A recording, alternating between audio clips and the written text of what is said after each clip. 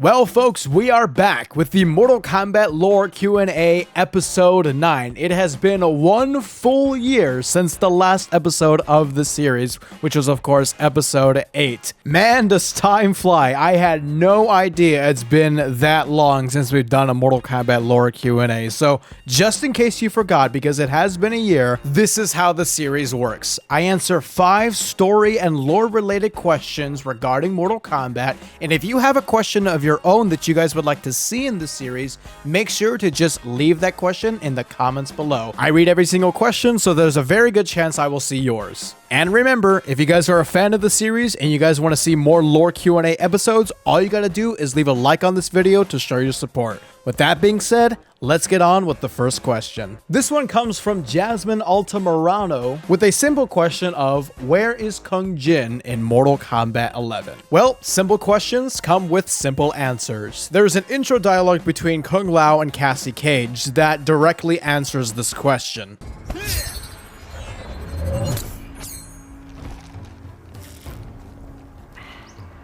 Kung Jin has returned to the White Lotus. He still has a home with the Special Forces. He has outgrown you, Commander.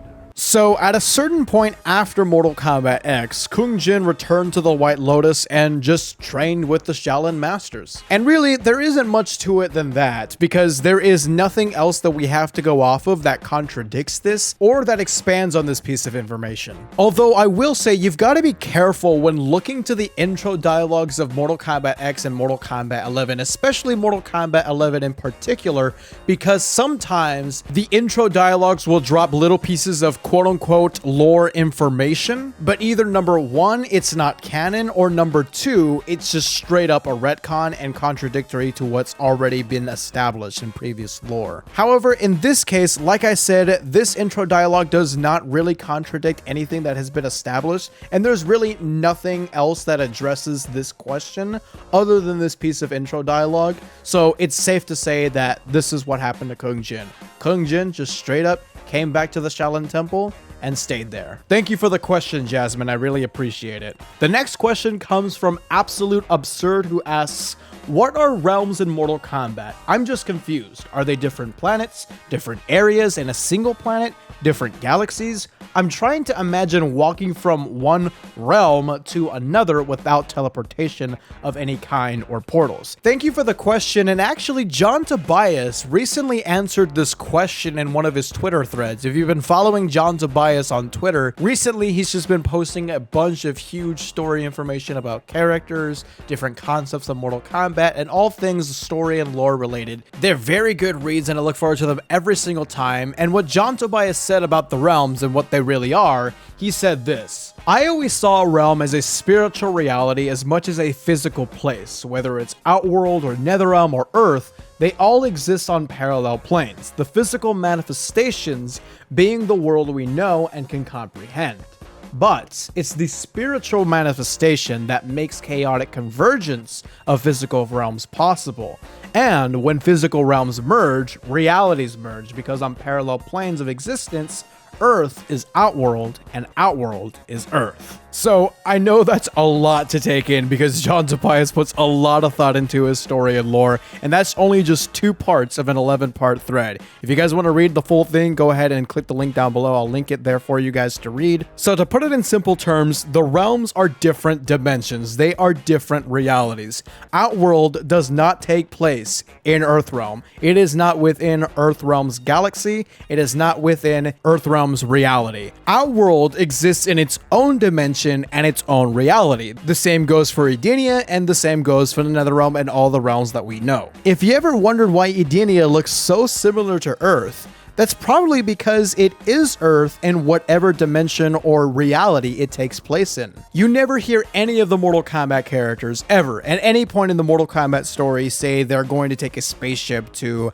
Outworld or to the Netherrealm or anything like that. They're always using portals because, well, a portal would take you to another reality, to another dimension. I feel like it's a little self-explanatory with the existence of the Netherrealm in the Mortal Kombat universe. Of course, the Netherrealm is is hell, and whether or not you're religious in the real world, I'm pretty sure no religion out there considers hell a planet. I'm pretty sure every religion out there considers hell a different reality from our own because, well, in the Mortal Kombat world, the Netherrealm and all the other realms are exactly that. The next question comes from Johnny Cage, who asks, what happened to Havik in Mortal Kombat 11? He died in the Mortal Kombat X comic books, and how did he come back? Thank you for the question, and a lot of people have been asking this question when Aftermath came out. In Aftermath, there's a scene with Shang Tsung, Fujin, and Nightwolf where they send Geras to Chaos Realm, and Shang Tsung mentions that Havik will keep him entertained.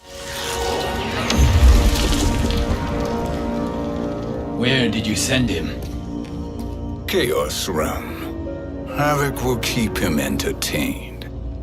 Of course, a cute little reference to the character Havik introduced in Mortal Kombat Deception and one of the most requested characters to come back and has still not returned in a Mortal Kombat game. But anyways, how did he come back? Well, I'm sorry to say there isn't this super secret answer that you can find in Mortal Kombat 11 if you do this, this, and that. It's not like under a rock in a crypt or anything like that. It really all comes down to the fact that the Mortal Kombat X comics are not fully canon. They are semi-canon, meaning not all of the events in the Mortal Kombat X comic are canon in the new timeline. This has been made clear by the story director of NetherRealm Studios, Dominic Giancholo, although this has been the case since 2015. There's just so many contradictions with the comic and the games since Mortal Kombat X that it's impossible for it to be fully canon. So when you get things like that Havik line in Aftermath, it's safe to assume that those events that took place in the Mortal Kombat X comics where Havik died didn't actually happen,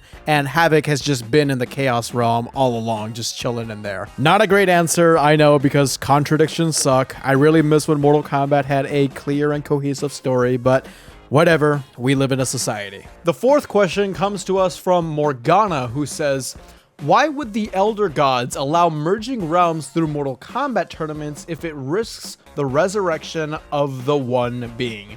Thank you so much for the question. This is a very, very good one. And in order to answer this question, we have to understand the One Being and the Elder Gods' backstory. So remember, before time and existence itself, there was a war between the One Being and the Elder Gods. And the Elder Gods used the Kamidogu as weapons to split the One Being's consciousness up, and that's what created the Big Bang. Existence in time, the characters, the planets, the realms, all of it is part of the One Being. And the Mortal Kombat tournament was created by the Elder Gods to prevent each realm from the threat of invasion. It wasn't created for merging, it was created for defending. Because here's the thing, because every single Mortal Kombat character, everything that exists in the Mortal Kombat universe is part of the One Being's consciousness, the One Being has some sort of influence on certain characters. For example, Shao Kahn. Shao Kahn wants to merge the realms, and when he merges all the realms, eventually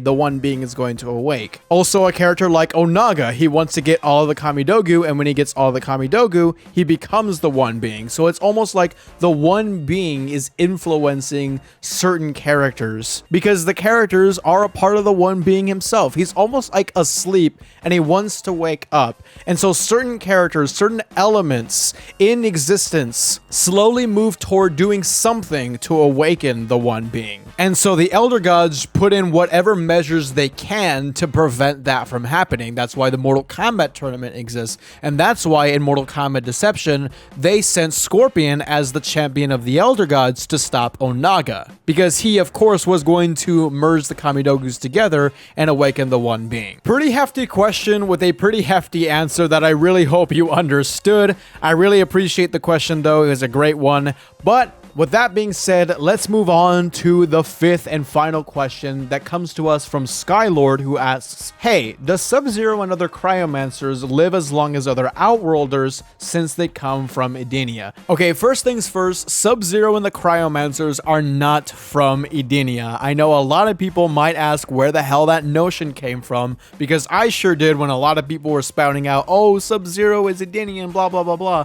I was like, where the hell did that come from? It came from an intro dialogue between Subzero and Sindel, where Sindel says she had the cryomancers banished from Edenia.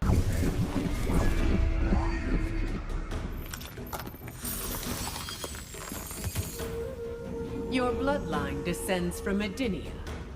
Why did my ancestors flee your kingdom? Flee. I had them banished. Number 1, that contradicts the history of the cryomancers that we learned from Mortal Kombat Deception. In Mortal Kombat Deception, it stated that the cryomancers are originally from Outworld. So the intro dialogue is just straight up a contradiction to already existing lore. Remember what I said about intro dialogues in the first question of this episode. If the intro contradicts already existing lore, then it is not canon. If it doesn't, then we should probably consider it canon. This intro in particular does contradict already established lore, meaning that the cryomancers do not come from Edenia, and no, Subzero is not Edenian. As for the second part of your question, basically asking if he ages like the Outworlders or the Edenians, no, he actually has shown signs of age in both Deadly Alliance and Mortal Kombat X. If he was Edenian, he wouldn't age, but again, we have seen him age in multiple games. I think I spent a little bit too much time on that question, but I'm very happy to have answered it. Before y'all go, I want to quickly talk about my Discord that you guys can join. If you guys don't have anybody to fucking talk to about the games you like,